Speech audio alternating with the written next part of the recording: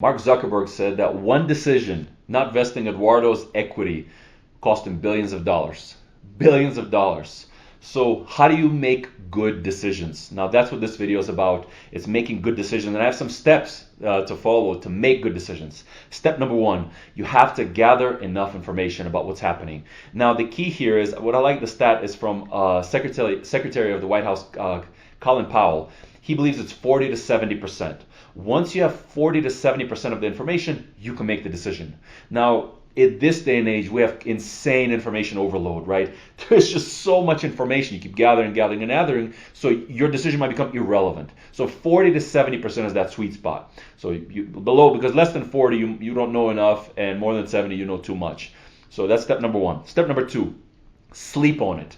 You know, I realized this the hard way, that many ideas and thoughts we get so excited about, if you make it that day, but if you sleep on it, the next day you wake up with a clear head and you can make a very rational, very thoughtful decision. So sleep before making a major decision if you have that time.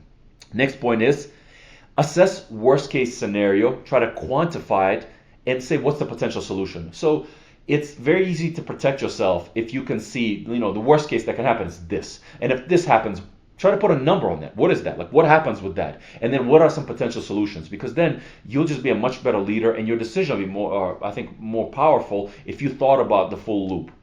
Next is stay calm. Now, Navy SEALs, they have a saying, calm is contagious. If you're calm, your people will be calm. And the one thing you have to be in any crisis, any tough situation, is calm. If you're not calm, you'll make bad decisions, and so will your people. So remember the Navy SEALs, calm is contagious, and stay calm.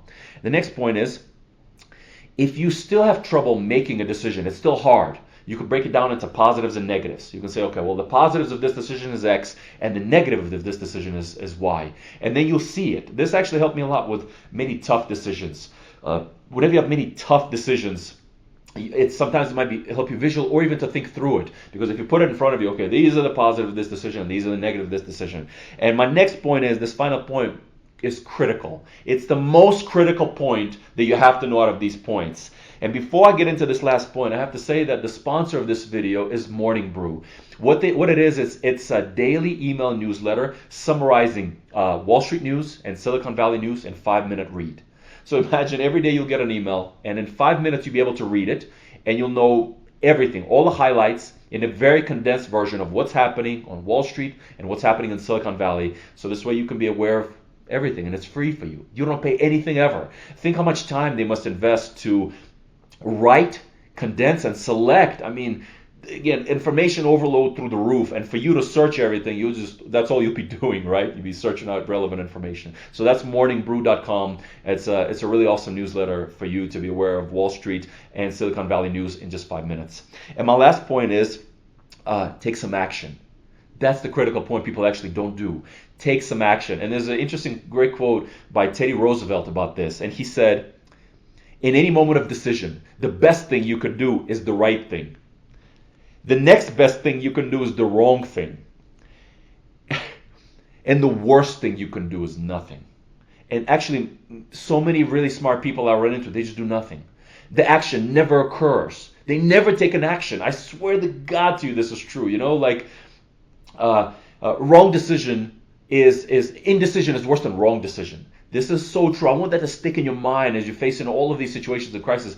Indecision is worse than wrong decision, because it'll make you look like a weak leader. Then also, if you make a wrong choice, you'll learn so much from it that you'll be actually much further along than if you didn't take an action. So always be an action person. Remember Teddy Roosevelt's quote. Remember that indecision is worse than wrong decision. And I want to give 2 examples of good decisions.